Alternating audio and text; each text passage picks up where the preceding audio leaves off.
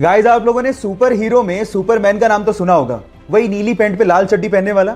लेकिन मेरा सवाल यह है कि उसकी कॉस्ट्यूम पे, छाती पे यानी चेस्ट पे जो एस बना होता है, उसका मतलब क्या है।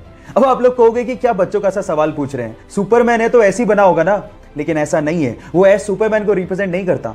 एक्चुअली वो एस क्रिप्टोनियन लैंग्वेज से लिया गया है, जिसका मतलब होता है होप यानी कि उम्मीद। क्या इसके पहले तक आपको इफेक्ट पता था? और अगर नहीं पता था तो चैट सेक्शन में लिखना मत भूलिएगा। अमेरिका में एक बंदा है जिसका नाम है जॉन हैरिसन। अब इस बंदे की जॉब के बारे में सुन के आप लोग हैरान रह जाओगे। ये बंदा अमेरिका की एक बड़ी आइसक्रीम कंपनी में आइसक्रीम टेस्टर की तरह काम करता है। मतलब आइसक्रीम को टेस्ट करने की नौकरी। कितनी यमी जॉब है ना ये। मैं आपको आपकी जानकारी के लिए बता देता हूं कि इनकी जीभ को इतना वैल्यूएबल माना गया है कि यही बंदा आइसक्रीम को टेस्ट करके बताता है कि कौन सी आइसक्रीम मार्केट में चलेगी और कौन सी आइसक्रीम मार्केट में नहीं चलेगी। इसी के चलते उनकी जीभ का 7 करोड़ रुपए का इंश्योरेंस तक करवाया गया है। ये वियर्ड सी जॉब के बारे में सुन के आपको कैसा लगा, चैट सेक्शन में लिखना मत भूलिएगा। चलिए गाइस, एक सिंपल सा सवाल पूछता हूं। मेरा सवाल ये है कि टेलीफोन का आविष्कार किसने किया था? जरा गेस करिए। आपका गेस बिल्कुल ठीक है, वो थे अलेक्जेंडर ग्राहम बेल।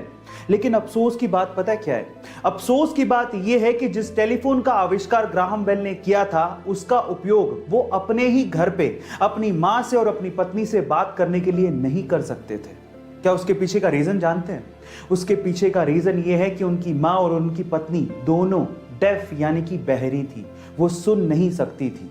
ऊपर वाले का खेल देखिएगा इस।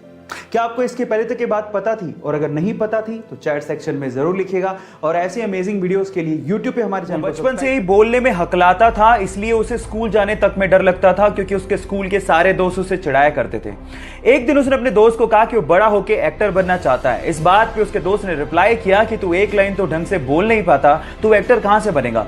ये बात उसके दिल को लग गई और तब उसने स्पीच थेरेपी करने की सोची और धीरे धीरे इंप्रूवमेंट भी आने लगी। इसके एक्टर बनने की बात उसके डायरेक्टर पिता को भी पता थी, लेकिन वो इस पक्ष में नहीं थे। लेकिन एक दिन पिताजी जब कहो ना प्यारे की स्क्रिप्ट लेके शाहरुख खान के पास गए तो उसने उसे करने से मना कर दिया।